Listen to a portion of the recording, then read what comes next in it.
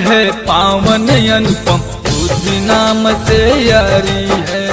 बुद्धि नाम है पावन अनुपम, बुद्धि नाम से यारी है।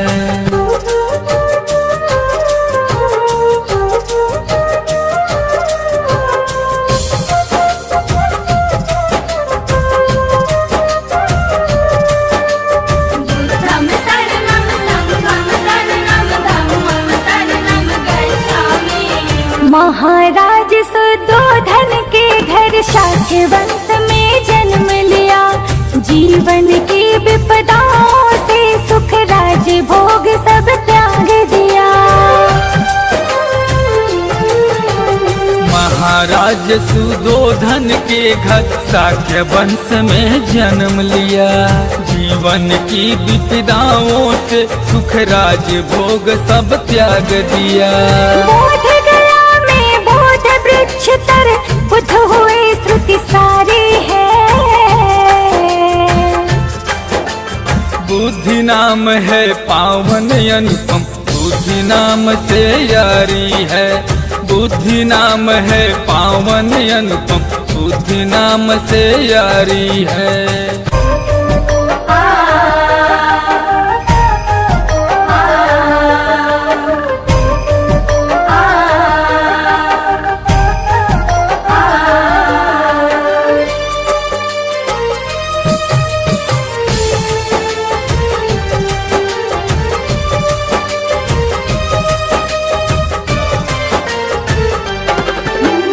सारनाथ में 5 जने बुद्धिक पहले अनुयायी।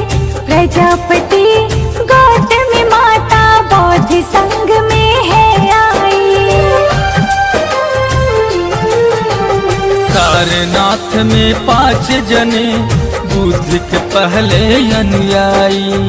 प्रजापति गौतमी माता बौद्ध संघ में है आई। अंतिम की तैयारी है। बुद्धि नाम है पावन अनुपम, बुद्धि नाम से यारी है। बुद्धि नाम है पावन अनुपम, बुद्धि नाम से यारी है।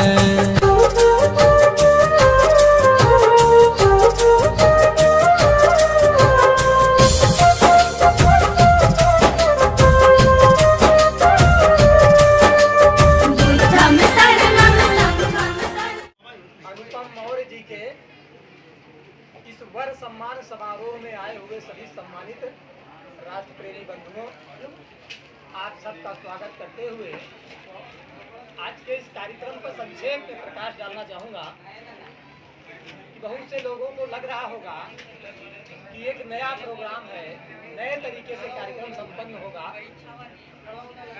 जिस तरीके से अभी तक हम लोग करते आए हैं उससे कुछ अलग हटके, लेकिन ये हमारे देश भारत की प्राचीन संस्कृति और सभ्यता पर आधारित ये कार्यक्रम है। इसमें कुछ नया नहीं है, बीच में कुछ परिवर्तन हो गया। वो संस्कृति, वो विचार के अनुरूप कार्यक्रम होने लगे। जैसे जैसे लोग अपने पुराने अतीत या यूं कह लीजिए अपने पुराने इतिहास को जब संभाल रहे हैं तो लोगों को ये जानकारी हो रही है कि वास्तव में ये भारत देश बुद्ध का भारत था और बुद्ध का भारत है और बुद्ध का भारत ही रहेगा। जैसे हमारे देश के लोकप्रिय और यशस्वी प्रधानमंत्री जी जब अमेरिका गए संयुक्त राष्ट्र संघ की बैठक में, तो उन्होंने एक लाइन में अपनी बात कह दी। उन्होंने कहा कि दुनिया ने लोगों को युद्ध दिए और लेकिन हमने लोगों को बुद्ध दिए। जरा सोचिए, एक देश का प्रधानमंत्री विदेश में जा करके बुद्ध की बात कह रहा है। इसका मतलब यह सिद्ध हो जाता है कि ये भारत देश बुद्ध का था, बुद्ध का है और बुद्ध का ही रहेगा। भले ही कुछ लोग अनावश्यक तरीके से उसको पेश करने का प्रयास आज ज़्यादा कर रहे हैं। इसलिए हमने यहाँ अपने देश की शान, समस्त भारतीयों की आन बान और शान, स्वाभिमान का प्रतीक, अपने देश के राष्ट्रीय प्रतीक चिन्ह अशोक स्तंभ को यहाँ रखा है। इसलिए क्योंकि आज देश में जो चर्चा हो रही है वो अजान और हनुमान चालीसा को लेकर हो रही है, मंदिर और मस्जिद को लेकर के हो रही है। बहुत लोग नहीं समर्थन में है, कुछ चंद लोग हैं जो ऐसा करना चाहते हैं और धर्म के आधार पर इस देश भारत को फिर बांटने का सुनियोजित प्रयोग कर रहे हैं। उनके लिए ये संदेश है, इस राष्ट्रीयता की बात करना, कहना और करने में बहुत बड़ा फर्क हो। बात लोग कह रहे हैं, मोदी जी वहाँ कह दिए कि मैं बुद्ध के देश से आया हूँ, लेकिन यहाँ क्या बुद्ध की शिक्षाओं पर अमल हो रहा है? बुद्ध की विचारधारा को फैलाने का मोदी जी काम कर रहे हैं, नहीं कर पा रहे। इस राष्ट्रीय प्रतीक चिन्ह को रख करके ये संदेश देना चाह रहे हैं हम लोग। इस देश में प्रत्येक नागरिक का ये नैतिक कर्तव्य है, पहली जिम्मेदारी है कि वो अपने देश के राष्ट्रीय ध्वज तिरंगे का, राष्ट्रीय प्रतीक चिन्ह अशोक स्तंभ का और भारतीय संविधान का पहले सम्मान और आदर करे। उसके बाद अपना करना है, जो कुछ करना है उसको करे। इसलिए क्योंकि हमारे देश में तमाम तरह की विचारधाराएं, तमाम तरह की बोली भाषा, तमाम तरह की वेशभूषा, तमाम संप्रदाय को मानने वाले लोग हैं, लेकिन हम लोगों का संदेश ये होता है कि आपके संप्रदाय के राष्ट्रीय ध्वज रहें, लेकिन राष्ट्रीय ध्वज तिरंगे के ऊपर नहीं। आपकी सांप्रदायिक पुस्तकें भी रहें, लेकिन भारतीय संविधान से ऊपर नहीं। आपके सांप्रदायिक विचार भी रहें, लेकिन राष्ट्रवादी विचारों से कोई समझौता नहीं होना चाहिए। तब हमारा देश भारत अखंड भारत बना रहेगा, अन्यथा लोग तो प्रयास कर ही रहे हैं। आज राष्ट्रीय प्रतीक चिन्ह को यहाँ रख करके, और मैं समझता हूँ आप सब लोगों से इस राष्ट्रीय प्रतीक का आदर और सम्मान करके हम अपनी राष्ट्रीयता को, अपने राष्ट्रीय प्रेम को, राष्ट्रभाव को यहाँ प्रकट करेंगे और ये संकल्प लेंगे कि हमारे देश भारत से बढ़कर हमारे लिए कुछ नहीं है। जब हमारा देश भारत होगा, सुरक्षित होगा, भाईचारा होगा, तो हम भी रहेंगे और सारे लोग, सभी लोग इस देश में रहने वाले भाईचारे, अमन चैन से रह पाएंगे।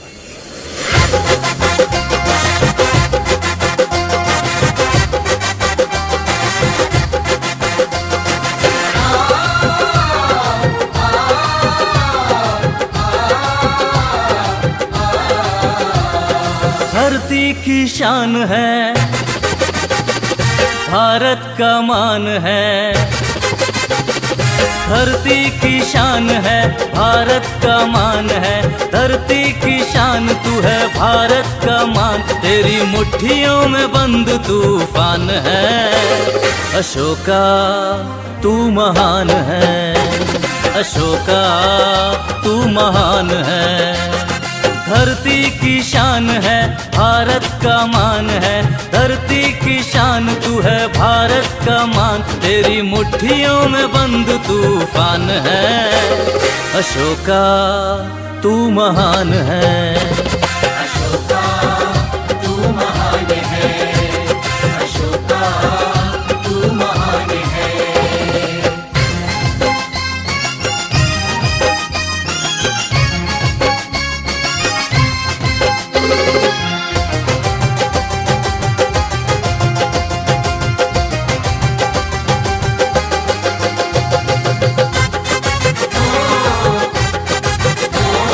तू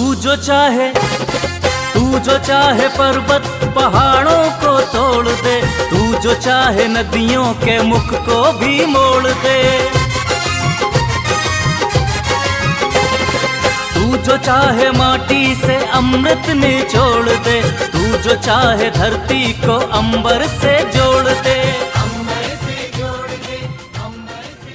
तो पुष्प आ रहे हैं, वो पहले मैंने जो कहा, ये पुष्प आप लोगों को अपने राष्ट्रीय प्रतीक चिन्ह, यानी हम सबके शान, पूरे भारतीयों का स्वाभिमान का प्रतीक हमारे देश का राष्ट्रीय चिन्ह अशोक स्तंभ पर कभी अपने देश के राष्ट्रीय ध्वज को, अपने देश के राष्ट्रीय प्रतीक चिन्ह को कभी किसी ने नमन नहीं किया होगा, क्योंकि वो चीज बताई नहीं गई। कल्याणकारी, जन कल्याणकारी शिक्षाओं का वाचन करता हूँ।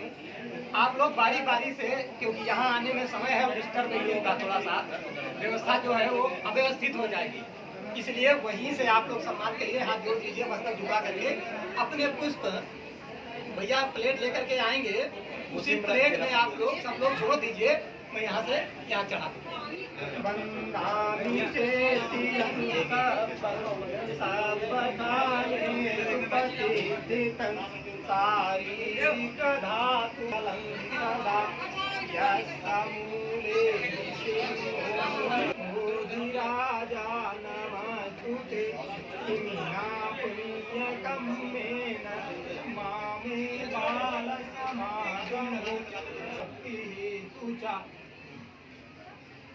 तो भवतु लोकोत्तराजा भवतु धम्मिको यावन्निपानभक्तिया देवो वसतु काले सम्पत्ति तो भवतु लोकोत्तराजा भवतु धम्मिको।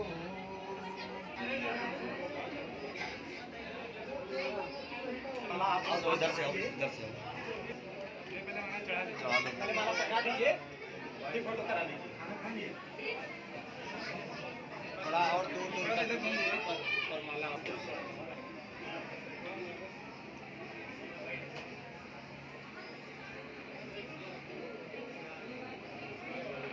आदर सम्मान किया, फिर अपने माता पिता और दादी दादा का सम्मान। अब आगे का कार्यक्रम, सबसे पहले तथागत भगवान बुद्ध ने जो प्रत्येक मानव के कल्याण के लिए, उनके हित के लिए जो त्रिरत्न का संदेश दिया, वो त्रिरत्न हम जानेंगे कि वास्तव में तथागत भगवान बुद्ध ने व्यक्ति की उन्नति के लिए, व्यक्ति के कल्याण के लिए, व्यक्ति की तरक्की के लिए वो कौन 3 सूत्र बताए, उनका हम अनुसरण करें। अनुसरण करने के बाद फिर उनका अनुसरण करना शुरू करें। और वो 5 काम जो हमारे लिए हितकर नहीं है, यानी अहितकर है, वो 5 काम हमको किसी भी हालत में नहीं करना चाहिए। वो त्रिरत्न और पंचशील को हम लोग यहाँ सामूहिक रूप से ग्रहण करेंगे। उसके बाद फिर आगे का कार्यक्रम भैया सभी लोग हाथ जोड़ लें। जैसा मैं बोलूँगा संभव है तो सब लोग अगर उच्चारण करेंगे, दोहराएंगे, तो आपको लगेगा कि नहीं, वास्तव में बुद्ध ने जो रास्ता बताया वो सबके लिए बताया, किसी वर्ग विशेष के लिए, व्यक्ति विशेष के लिए बुद्ध की शिक्षाएं नहीं है। वो अलग बात है, कुछ लोगों ने माना, कुछ लोगों ने नहीं माना, कुछ लोग आज भी मान रहे हैं, कुछ लोग नहीं भी मान रहे हैं।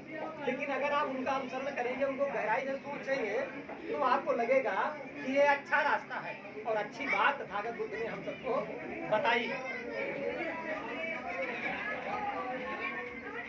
आप लोग बोलेंगे नमो तस्सै भगवतो अरहतो सम्मा सम्बुद्धस्स। नमो तस्सै भगवतो अरहतो सम्मा सम्बुद्धस्स। नमो तस्सै भगवतो अरहतो सम्मा सम्बुद्धस्स। बुद्धं शरणं गच्छामि, धम्मं शरणं गच्छामि, संघं शरणं गच्छामि, द्वितीयंपि बुद्धं शरणं गच्छामि, द्वितीयंपि शरणं गच्छामि, संघं शरणं गच्छामि, तृतीयंपि बुद्धं शरणं गच्छामि, धम्मं शरणं गच्छामि, संघं शरणं गच्छामि। पाणातिपाता वेरमणि सिक्खापदं समादयामि। अदिन्नदाना वेरमणि सिक्खापदं समादयामि। कामेषु मिच्छाचारा वेरमणि सिक्खापदं सिक्खापदं समादयामि समादावेर्मणि सिक्खापदं समादयामि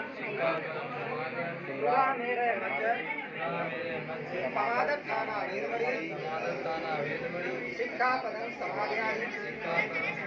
3 बार अपने मस्तक झुका करके तथागत भगवान को नमन करेंगे। बुद्धं नमामि, बुद्धं नमामि, धम्मं नमामि, धम्मं नमामि, संघं नमामि। संघं नमामि।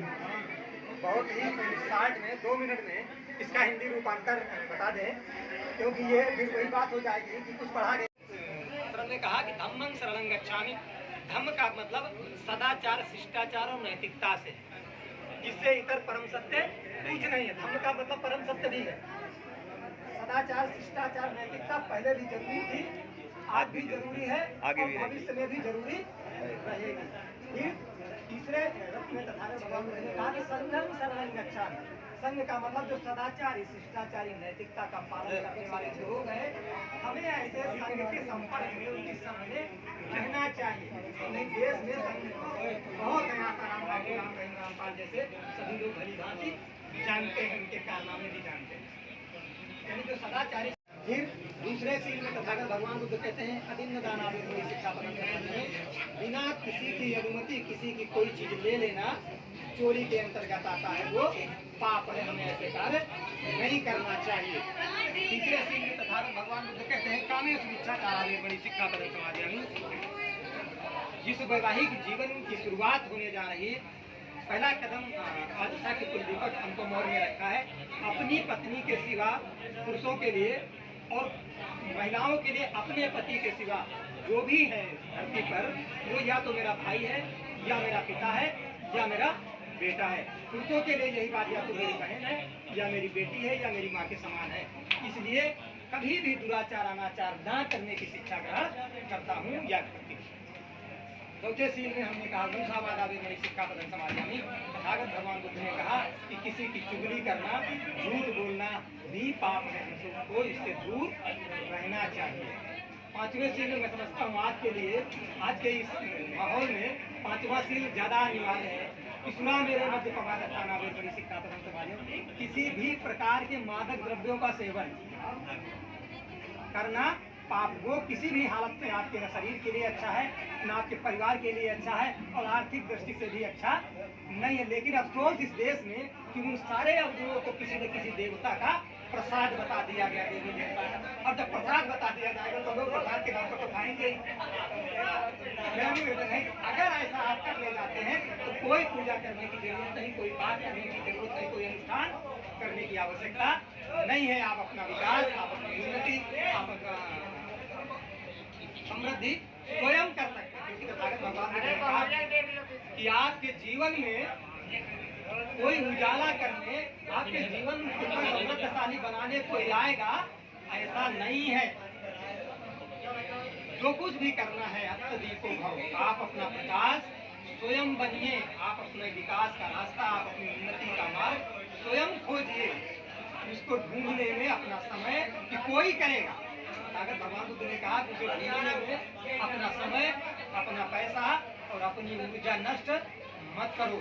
वो पैसा, वो ऊर्जा, वो समय आप अपने परिवार के लिए खर्च करो, लगाओ, अपने बच्चों के भविष्य निर्धारण में खर्च करो, तो आपकी उन्नति, प्रगति, समृद्धि स्वयं हो जाएगी। माते भव पंतरायो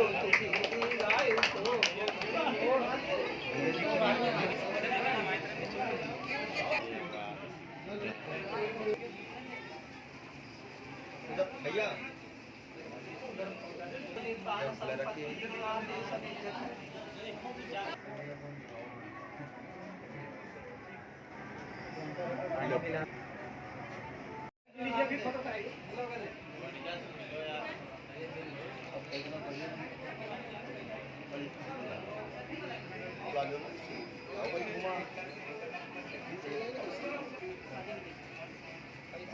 भैया 4 लोग उधर से पकड़े, 5 भैया आप आते हैं।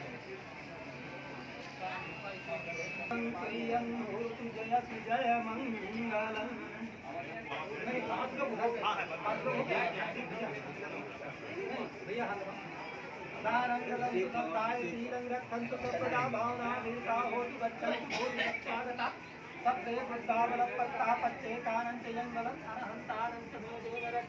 साक्य कुल दीपक अनुपम हो आशीर्वाद देंगे कि गृहस्थ जीवन में प्रवेश कर रहे हैं जो बड़े लोग हैं। भैया अनुपम से जो लोग बड़े हैं वो लोग आशीर्वाद देंगे इस भाव से कि इन्होंने जो सामाजिक और पारिवारिक जिम्मेदारी उठाने की बीड़ा उठाया है, जो करने का निश्चय किया है, उसमें इनके जीवन में कभी कोई बाधा ना हो। जो लोग बराबर के हैं, समझ लीजिए पहले मेरी बात को, जो लोग बराबर के हैं वो लोग उनका सम्मान करेंगे कि आपने सामाजिक और पारिवारिक जो जिम्मेदारी है, यानी गृहस्थ जीवन सबसे बड़ा आश्रम है, इससे बड़ा कुछ नहीं है। जो लोग छोटे हैं यानी वो लोग इनका वेलकम करेंगे, स्वागत करेंगे। जो लोग छोटे हैं वो लोग भैया अनुपम का सम्मान करेंगे। पुष्प वही है, सिर्फ आपके दिल के भाव बदलेंगे। जो लोग बड़े हैं वो लोग आशीर्वाद देंगे, जो लोग बराबर के हैं वो लोग स्वागत करेंगे, जो लोग छोटे हैं वो लोग सम्मान करेंगे। लेकिन ये पुष्प 8 बार में छोड़ना है। जैसे ही जब मैं यहाँ से बोलूँगा जय मंगलानी, अगर संभव है तो सब लोग कह सकते हैं जय मंगलानी कहते हुए, पर आशीर्वाद के रूप में, सम्मान के रूप में, स्वागत के रूप में आप अपने दिल के भाव प्रकट करेंगे। और जब आपके ऊपर भैया अनुपम देंगे यानी स्वागत भी कर देंगे, आपका वेलकम स्वागत भी करेंगे, आपको आशीर्वाद भी देंगे और आपका सम्मान करेंगे। उसके बाद आप अपने पुष्प 8 बार में इस राष्ट्रीय प्रतीक पर चढ़ाएंगे और दिल में यह भाव होगा कि राष्ट्रवादी विचारधारा का पालन करते हुए मैं बुद्ध की शिक्षाओं का अपनी सामर्थ्य के अनुसार उनका प्रचार और प्रसार करने का काम करूँगा। ठीक है। गिरि में कालं उदित घोर ससे नमारं दानादिदम् अविधिना जितवा मुनिन्दु तेजसा भवतु ते जय मंगलानि मारातिरेकमभियुचित सापरति घोरं पनालवकमकमततयकं मेतम्बुसे कविधिना जितवा मुनिन्दु तेजसा भवतु ते जय मंगलानि नालागिरिगजवरङ्गतियात्तभूत तावाणि च कामसनीव सुदारुणन्तं कन्ति सुदन्तविधिना जितवा मुनिन्दु तेजसा भवतु ते जय मुखितकागमतिहातसुदारुणन्तं दावन्तियोजनपतयन्धुलिमालवतम् इदिभिसङ्गतमनोदितवा मुनिन्दु तेजसा भवतु ते जय मंगलानि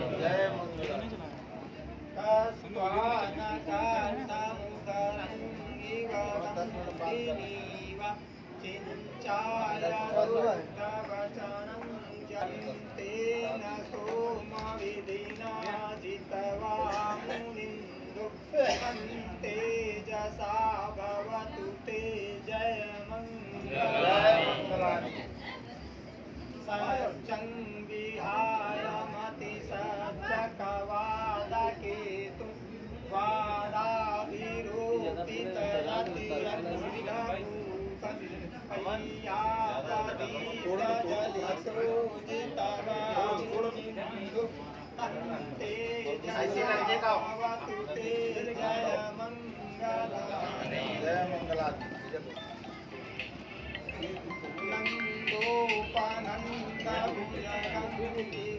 नन्दोपनन्दभुजगन्धिमहेत् तेन